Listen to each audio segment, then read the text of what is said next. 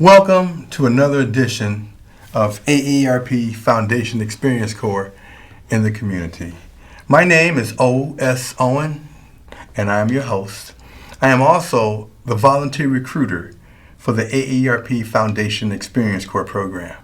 This is where we seek out those that are 50 and over to be volunteer tutors and mentors for kindergartners, first graders, second graders, and third graders in the Chicago Public Schools.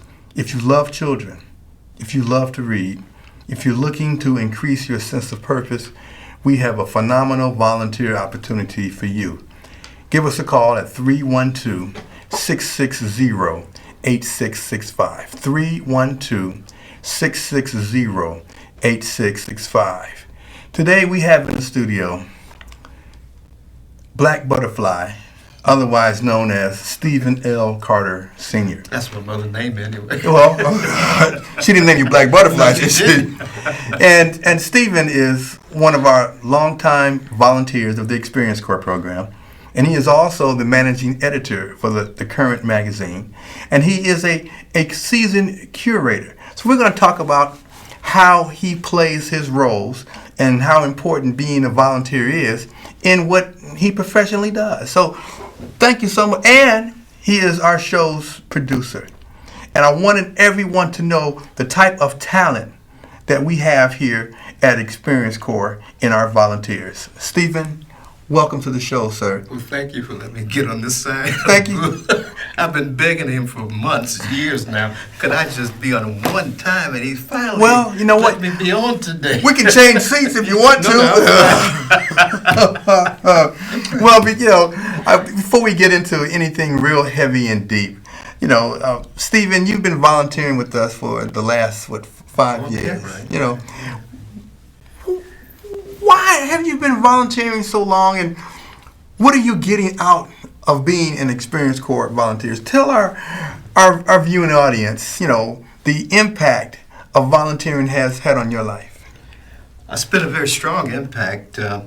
You were the one that recruited me, and along with other folks, some of them are from the fraternity, Phi Alpha Fraternity Incorporated. Yes. St. Lambda chapter, and the Greater Theta, I had to put that in. Got to put that in there. If you didn't, you wouldn't be the Black Butterfly. I wouldn't be the Black Butterfly. But I got interested in the idea of tutoring, number one. And what sold me was my grandchildren, my daughter and son-in-law lived in Detroit at the time. And I had very little opportunity, maybe 3 or 4 times a year, to connect with them. Mm-hmm. And the kind of things that grandpas do with grandkids. I saw this as an outlet for me to engage with students that were my kids' age, and at that time they were second grade, second and third grade. And that was an opportunity to do my grandfatherly thing, you might say, mm-hmm. and do it in a constructive way and with something that I always cherished, and that was reading. Reading has been a part of my life, and books have been a part of my life since I was in 4th grade. Yes, well, you're well read. You're you're the illiterate. Illiterate? Well, the literate. See, you threw my term off. I didn't want to. But you did. But nonetheless, skipping that, you're well read, well traveled, well diverse, and you just have so much to offer. And I was just curious that you were volunteering because your grandchildren weren't here. Yes. Now your grandchildren are here, and you're still committed to volunteering. Right. Why? It's a big need. Well, we know. And as I've learned, some of the statistics about what happens if a kid does not learn how to read by 3rd grade, is not up to level, and what that does and how that impacts them for the rest of their lives. So it became important to me, and actually, I'll tell you the truth, it has been a part of the fraternity's outreach that we're first of all servants of all. Mm-hmm. We transcend all. We are servants. Leader servants, but we are servants. And this was a kind of a natural way to use my background in reading, etc., to direct it towards AARP's program. And you welcomed me in, and all the staff have trained me, and I'm getting pretty good at it after all these years. Well, share with our viewing audience that experience that you shared with me earlier. That first day, walked into the class, 2nd grade class, and the kids were sitting there on a rug with the teacher. They didn't know I was coming, I don't think. But I walked in, and 3 little boys jumped up. I was 7 years old. They jumped up and grabbed me and hugged me around the legs. I said, I'm going to say everything I thought to myself. Yeah. I said I'm in the right place. And I knew that what they were seeing in me, a black male teacher, tutor in this case, but a black male in a educator position, and a position of authority. And they seemed to value that instantly. They saw that instantly when I walked into the classroom. Well, I mean, and not just the students, but when a man comes into the school, you know, a black man especially, the whole school is impacted. The teachers, the security, the administration, everyone is aware that there's a black man in the school. You know, that's powerful in one respect. However, it's sad in another respect that we're not accustomed to see black men in our schools. And thanks to you and your efforts, we've been able to recruit other men, especially fraternity brothers, to be tutors and mentors to our young scholars. And I want to transition from that because professionally, you are the managing editor of the Current magazine. And there's actually 3 magazines. There's the West of the Ryan, there's the South Shore Current, and then there's the West Side Current. You know, that's just phenomenal that you find time to volunteer, and yet you also are the managing editor of these 3 magazines, and you're a contributing writer. So you read, you write, you direct, you an art curator. So, you know, what I'm doing is I want to profile one of our volunteers, especially you, and all that you do, and being our producer for the CAN TV show. So I say to you, you know, how does the Current continue to be such a phenomenal, you know, magazine, and how do you do it? Been very fortunate to be drawn into the magazine by Lisa Dawn Taylor, who's the publisher, founder, and editor-in-chief of all three Current publications. It's been 7 years, and it has passed very quickly. I've done everything. I guess I became managing editor because I was able to do everything, from delivering magazines to writing articles to managing some of the logistical things in the operation. But it's been 7 years here in November, and I was with them since the 2nd edition. So I've been writing. I write on the art beat, I write on the business beat, and lately, for the last 6-8 months, more than that now, I've been writing an ongoing column related to COVID and how it affects us in the community. So I've had a great opportunity that our editor has given me to let my writing skills be transformed into the 3 publications: the South Shore Current, which was our first magazine, the West of the Ryan Current. First. You're cute. West of the Ryan, that's cute, cute up right. And our newest labor of love is the West Side Current. And we started it and continued it even through all the things that happened during the COVID last year, and that we were still able to publish. We have not missed an issue in publishing, and even with the new West Side Current, we are still publishing. We don't have as many outlets because we could not leave them because of the protocols. So that's been a difference, and has my publisher, man, she's phenomenal in terms of keeping us going and sustaining us and finding ways to attract writers. We will probably, and this is kind of new to this, we probably will be recruiting writers at the West Side, at NLEN, in the B Cafe. And we've turned a corner of the B Cafe at 1111. Be-Love Cafe. Be-Love Cafe. Let me see. Hold on. Now there you go. There you go. My Be-Love Cafe. Other side. Other side. That's I right. told us turn around. But I turned a corner of the Be-Love Cafe into the Current corner. And that's where we'll be interviewing people once a month, probably on the last Friday of the month. We haven't worked out that detail yet, but you can call 312-662-3106. That's my number, the Black Butterfly, 312-662-3106, and we can give you more information as to when we'll actually start recruiting writers and people in the arts, graphic people. Well, and that's, you know, what an interesting turn is. By you being such a writer, a phenomenal writer at that, and being a phenomenal tutor, reading and writing. Do you think you could have accomplished all that you had if you were not a strong reader? Fourth grade, that's when I started my reading career. I went to Corpus Christi Grammar School, and it's not a few blocks from the library that I went, and my best buddy Clarence Brown, we went to get the books because the Catholic schools didn't have much libraries in those days. Still don't know anything. But we would go with a little red wagon, and we would go pick out books for the whole fourth grade. But the perk was that Clarence Brown and I had the first choice of all the books. The pick of the litter, as they say. We had pick of the litter. We had pick of the litter on all the books that came in, and we brought them in. We got a chance to pick them out with the librarian at the public school library, and at the CPS library. So, so throughout your careers, you had various careers, did you ever do anything that did not entail reading? Let me say, no. Nothing possible without reading. The point is, and you said it's needed, the reason why the Experience Corps program is so important is that by the time a student is in third grade, if they're not reading at a third grade reading level, they've got problems for the rest of their lives. If you don't learn to read in third grade, when? If you don't learn to read in high school, when? And so many of our children get mislabeled as being the bad one or the disruptor, and when it's just not that, it's the low confidence because they don't read well. And I understand that, school has their issues, but I wanted to reach out to the community and say, we in the village have an obligation to our young scholars. Whatever is going on in the school is going on. However, there's something that we can do, and you're doing it.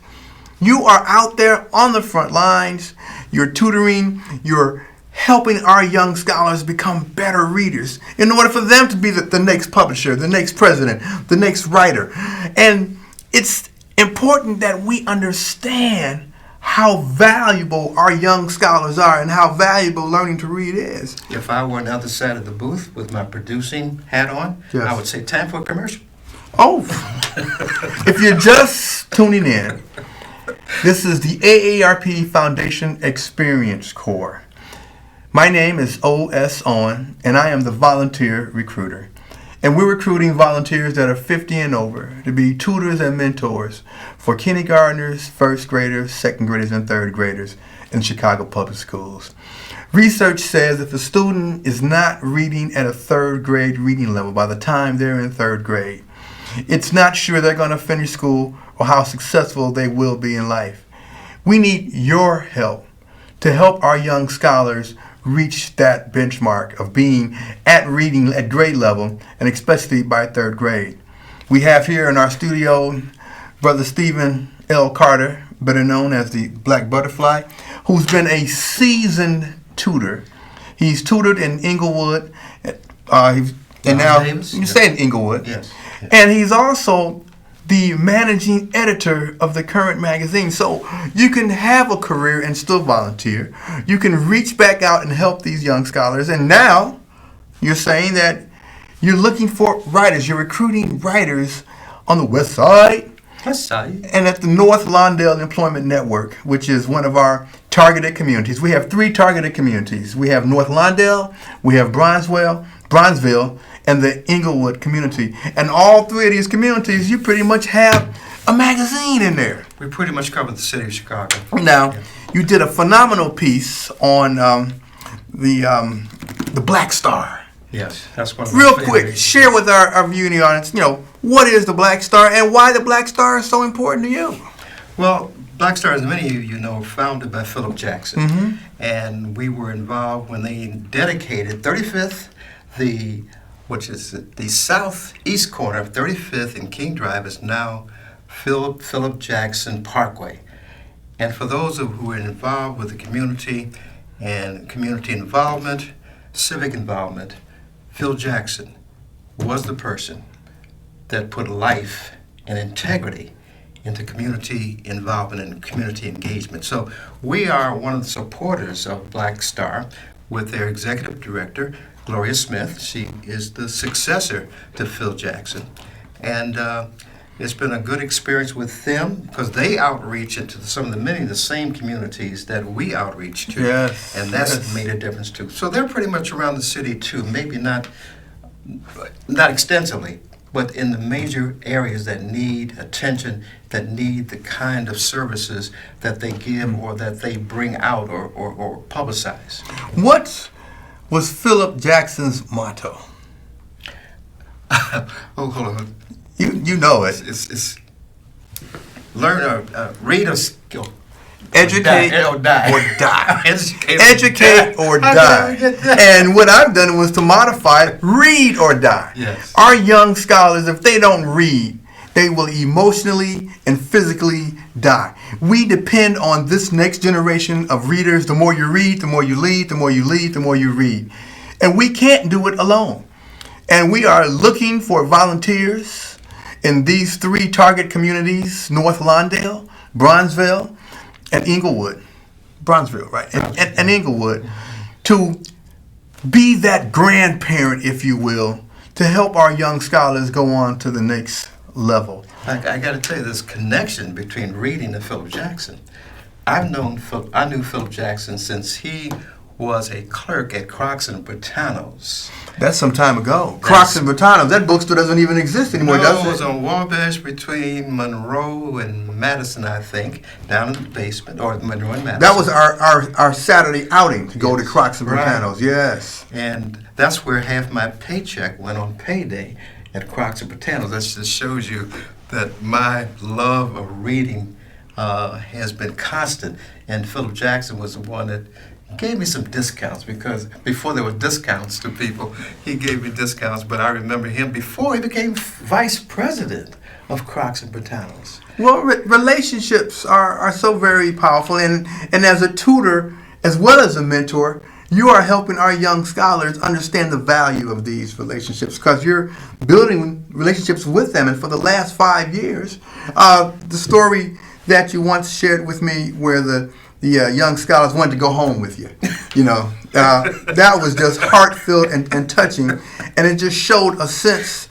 of how important, how valuable, they thought you were. And I wanted to share this with you. I had ran across a student, a young scholar, and this was pre-pandemic, and he was just so angry. A second grader, he was just so angry. Mm-hmm. And I asked him, I said, why are you so angry?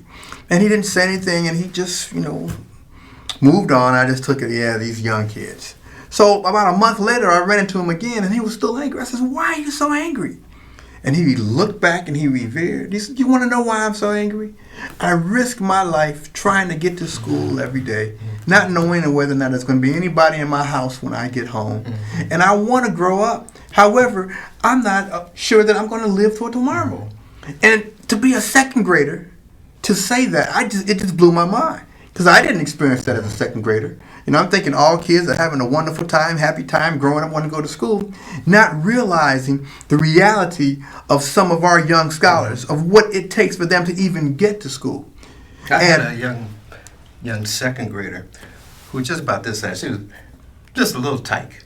She would walk almost a mile to school every day. She would walk part ways with one of her friends who lived next door. Her friend would drop off, and she would continue walking by herself over the miles a day to school. That shows you the resilience of somebody who valued, at second grade, seven years old at the time, valued education, and she was there every day. And it's just so powerful that your commitment, as well as our other volunteers' commitment to these young scholars, to be there for them. So today I'm going to ask, if you love reading, if you love children, if you're looking to increase your sense of purpose, please join us at the AARP Foundation Experience Corps. We need you. Our young scholars need you. The next generation. The pandemic has taken its toll on all of us, especially more so our young scholars. And we're looking for those folks that are 50 and over who want to make a difference and who can make a difference.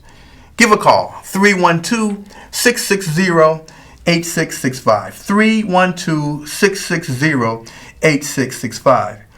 If you're just tuning in, we're here with the wonderful, the fantastic, the dynamic, the outstanding Stephen L. Carter Sr., better known as Black Butterfly, the super fantastic producer of our show here, and now the art curator. Now, how do you mix all this in? You managing editor for the Current magazine, 3 magazines. You're a stellar volunteer with the AARP Foundation Experience Corps. And then you're an art curator. You mix the art and the writing, because you write about art, you do the art beat. And let me ask you this, why is art so important to us? Art is life. And I've got to share with you that I came from a Eurocentric trained background. From high school through college, it was a non-African American community that I lived in, went to school in, etc. And it wasn't until I went to the Dusable Museum of African American History that, and I went there as a director of marketing. This was back in the 90s, early 90s. And I was made aware that how little I knew of the black experience in artists. I was Archibald Motley was Yes. the one that captured me initially, and then of course Dr. Burroughs, the founder of the Dusable Museum. I had no idea. And I was about 40 years old. You met her? Oh, she was my mentor. What was she like? Can you expound? She was dynamic and a flirt. She was a great lady. She was absolutely a great lady. Okay. But into her 80s and 90s, I think, she winked at you. She winked. Ain't nothing wrong with that. It means you still got it. If you don't use it, you lose it, right? She had. But she was a great inspiration to the students that went to Dusable and followed her as a mentor in the arts. She brought many artists here in Chicago, the Bronzeville community and training. What would you think she would say right now with the Lakeshore Drive being renamed the Dusable Lakeshore Drive, with the bus downtown on the bridge, the Dusable? What do you think Dr. Burroughs would say if she were here now in her idea of having the Dusable Museum, for the Dusable to be recognized in these many ways? She would say 2 words: about time. That's what she would say, about time. But she would be very proud that the city, our alderman, our mayor, came together finally and made that name important. There was a fight, but they got Dusable in there. Well, it goes to, once again, our young scholars didn't know that history. Mm-hmm. They were unaware of how important, Dusable is and was, and the legacy that they have inherited.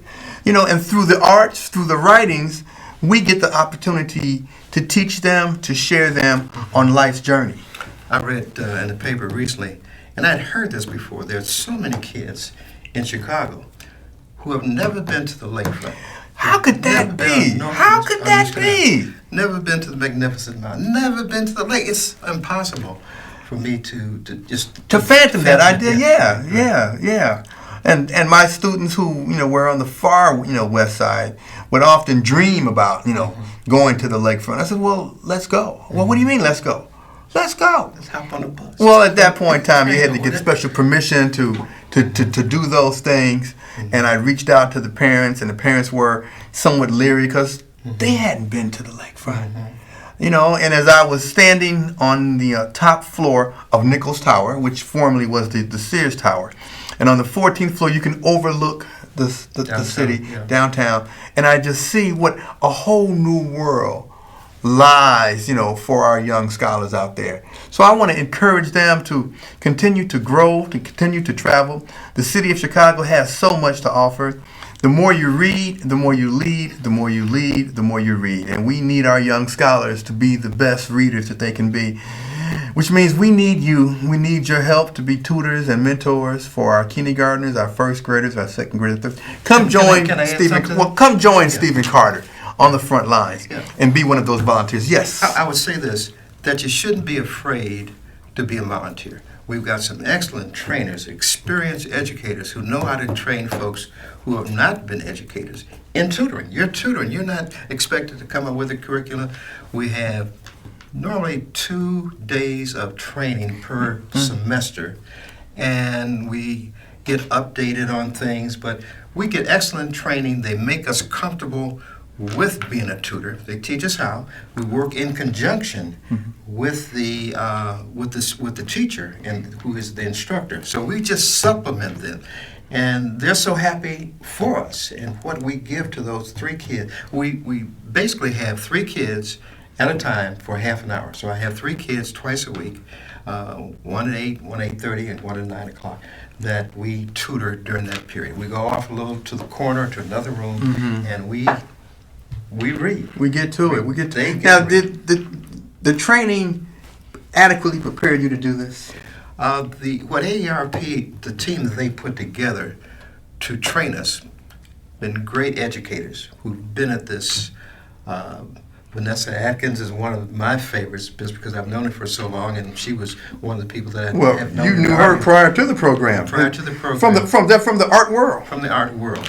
And just a quick thing about the art world, I was not a curator, but I was more of a producer. I brought people together, and some of the artists that I had either bought their work, acquired their work, and I was able to pull them together for, like for instance, David Anthony Geary. We had a beautiful show at Gallery Blanc on 44th and King Drive that was during the Great Migration series. During that period. Yes. So, well, then correct me then. What does a curator do? Curator, a professional curator, determines what either themes, what artists may be in an exhibition. They do it from training. My training has been in sales and marketing, so I'm there to market a program. But a curator knows and can discern good artists from not so good artists, and what might be a theme, and things that go into making a presentation to the world that the world here in Chicago might like. So, in this art world, if I'm a young person thinking of to get into art, where would I start? You would start by going to the exhibits, going to, like for instance, Gouchard Gallery, going to the Southside Community Arts Center, going to the exhibitions at Gallery Blanc, and starting to meet the curators, the people who either run or the gallerist, and letting them know you, letting them see your work, showing their work, and that's what is part of it, being known. Well, once again, we're here with Stephen L. Carter, a.k.a. Black Butterfly, the super fantastic producer of our show, the volunteer for the AARP Foundation Experience Corps, the managing editor for the current magazines and the 3 magazines. This guy has more titles than issues of Vogue.